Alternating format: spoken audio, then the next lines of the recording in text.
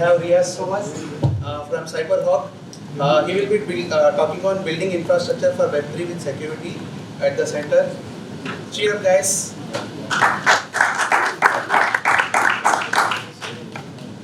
Awesome. Thank you everyone for coming. Really appreciate all of you being here and those watching from home. Today I'm going to be talking about crypto security, right? Especially with CyberHawk, and I'm going to get into what exactly CyberHawk is. Awesome. So before we sort of dive into the concepts and what we're going to be covering, I'm going to give you a quick overview to set up the right mindset, right? So certain crypto security truths that we probably should accept at this point. Number two, some of the vulnerabilities in the Web3 ecosystem as of now. Modern day challenges that most of us in this room probably face already, if not are going to be facing in the future. And what is the safest way to manage your crypto, more importantly, and finally, what is CyberHawk and why is this thing so important? Cool. So, certain truths about crypto security, right? Like number one, there's no such thing as 100% secure, right? That's just absolutely impossible to sort of achieve. Because something or the other does come up, something new eventually gets created. We sort of have to adapt. Two, Web3 is moving at an incredibly rapid pace, and most of us are just playing catch up, right? So we have to sort of keep up with innovation and just things that get developed. Number three, self-custody is by far like the greatest way to manage your own sort of individual assets. And finally, not all self-custody solutions are bulletproof, right? There's multiple types of self-custody solutions, but some of them have more vulnerabilities than others, right? So let's talk a little bit about what's the damage, right? In 2022 alone, from the months of Jan to May, there was $1.5 billion just stolen from DeFi, right? And this is already eclipsing the amount that was stolen from DeFi the year before in 2021, right? 2022 also saw a number of centralized exchanges, right, that withdrew, stock withdrawals, went insolvent. A lot of issues, just everyday customers that are trying to get yield on their crypto and not being able to sort of manage their own funds and essentially have a bailout mechanism. And finally, this is I think one of the most mind-blowing things is that till date, 4 million Bitcoin is just lost forever because of private key loss. That's approximately $93 billion, and that too at $23,000 worth of crypto on Bitcoin. Can you imagine that at 60 grand?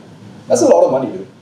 So also, little shout out to Roquan. I've got a little rec leaderboard for you guys to check out. This is by Rec News. They do a fantastic job of covering hacks and scams. So. Moving on. Why am I focusing on these three aspects? Right? There's like a million things to think about, right? But number one, I want to bring your attention to infrastructural risk, right, at the application layer. How many of you are working on DeFi or NFT applications? Just raise your hands. Yeah, quite a few of you. There's security vulnerabilities that I'm sure you guys are aware of. There's things that have happened that are just out of your control, because vulnerabilities have just been found and exploited, right? So with innovation comes risk, and more importantly, there's multiple moving parts, right? There's the wallet aspect, the smart contract aspect. There's like other subsidiary services that allow you to use that main sort of DeFi or NFT service. Second is third-party risk, right? The most common thing you're probably going to hear in crypto is not your keys, not your crypto, right? You store your money on an exchange, you store money on a custodial service, you're exposed to some level of third-party risk, right? Where you're not able to you don't have complete control over your crypto. And finally, just human error. You may write down when you're backing up a 12 or 24 word seed phrase, write one word wrong and see what happens, right? You may put it up on a piece of paper or on a piece of metal, try moving houses and see what happens, right? And finally, I think conclusively, everyone's going to die at some point, right? So how do you manage your crypto? Most people are ignoring this fact because we're in our 20s, we're apparently going to live forever. Not true. So these are some main challenges that we're sort of thinking about as we build products. So coming to modern day crypto challenges, right? Like I mentioned previously, number one, crypto is stored on exchanges. A lot of people will have it on exchanges. It's not necessarily a bad thing, but it exposes you to a lot of risk, right? In the case of withdrawals, in the case of insolvency. Number two, bad seed phrase backup practices. You put it on a piece of paper, you write down the wrong word, multiple things can go wrong. Finally, more blockchains, more wallets, more seed phrases. Just going to compound problem number two, right? Finally, hacks are becoming much more sophisticated. It wasn't just like, general phishing attacks. Now there's clipper attacks, like people who will scam your clipboard. People can take over, like there's software that essentially take over your screens that you're using from your laptop. Multiple things can go wrong in that instance. And finally, estate planning, like I mentioned, inheritance. Completely overlooked aspect, right? Like very, very few sort of people focus on this. Also, please don't smoke around this because it's probably what's going to end up happening. Cool. So, what is the safest way to manage your crypto? Ideal scenario is a self-custody, right? And use decentralized applications, obviously, right? Like manage your own keys, manage your own crypto. It's going to be a lot safer. And what do I mean by self-custody, right? Like, it refers to you having the access to your private keys or crypto in general, which no one else gets ever tamper with. And I'm here to tell you that hardware wallets, ideally for individuals, is like by far one of the best ways to self-custody your crypto, right? And here are my 3 reasons, right? Private key generation in a hardware wallet, right? Like when you set up a wallet, a private key is generated and you get a seed phrase. It happens offline. Like it has nothing to do with your computer. It has nothing to do with any protocol that you're using, right? However, the seed phrase backups, like I mentioned, are still a challenge. Number 2 is hardware wallets can be thought of as a 2-factor authentication. Have you tried like sort of doing show of hands, people who have used a hardware wallet to like mint an NFT or send like sort of, you guys will know, like, you get an approved transaction, approved validator, XYZ, like, depends on whatever sort of protocol you're using. So it works as 2-factor, right? And the device is not connected to the internet, so it's clear information, right? And finally, what I believe is it strikes a great balance between security and convenience. It's not the most convenient like a software wallet, but it's also, like, it doesn't have the security vulnerabilities of anything connected to the internet. Also, shout out to Shrek. So, what is CipherRock and why is it important? CipherRock is a hardware wallet, right? And we're building the first hardware wallet that does not require you to write down your secrets. And what's important is that it's made in India, it's for the world. If you're interested, I have the device here, and I can show you around later, we can talk about it. So, how does it work?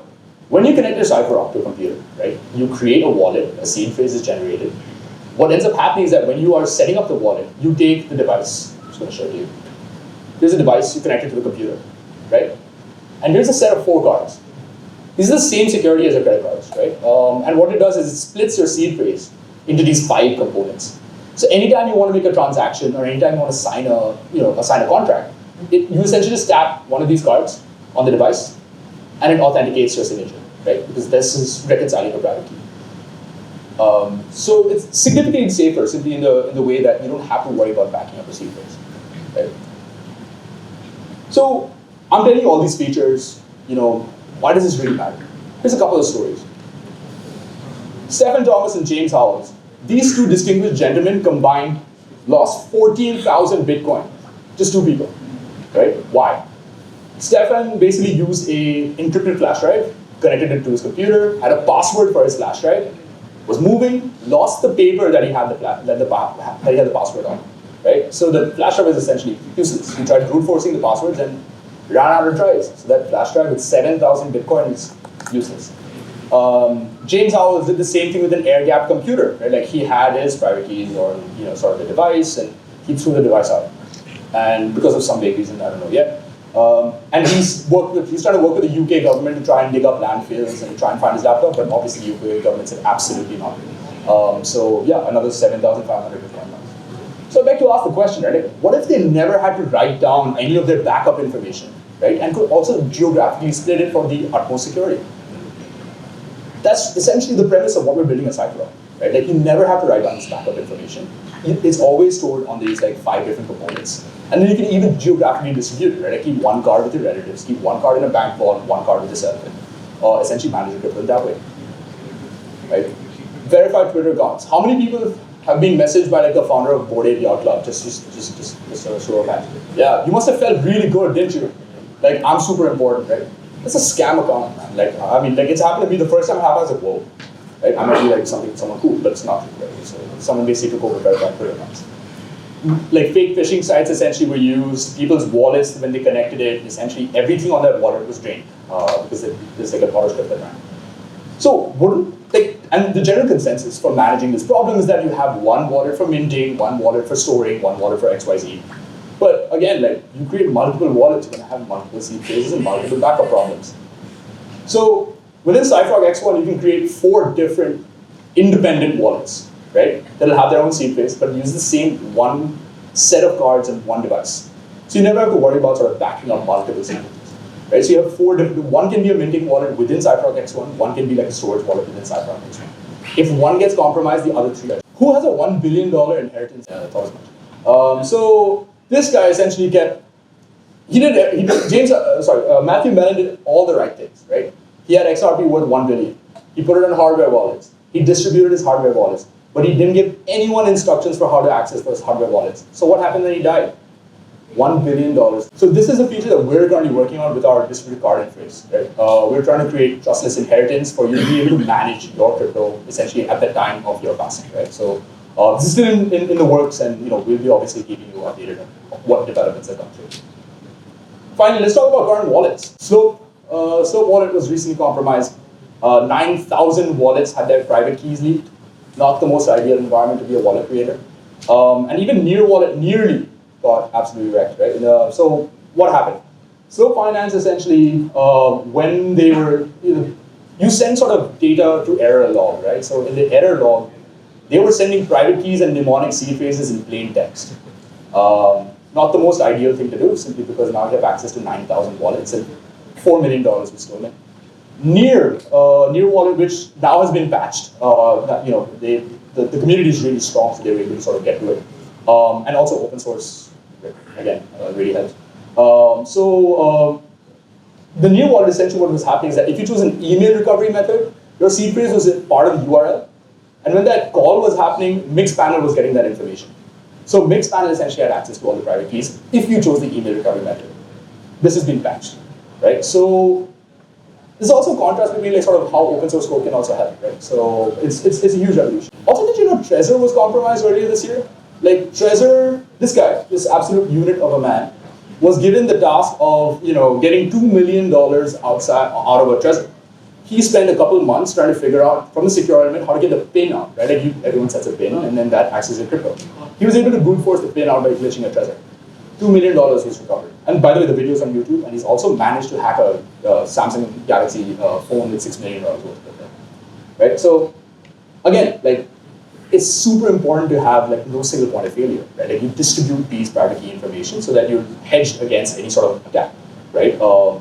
And if you're really worried about someone getting their hands on it, you can essentially split your cards into different sort of locations. So if you took nothing away, right, from what I said over these past maybe 5 minutes, Cypherhawk is essentially seedless, trustless, is most importantly decentralized.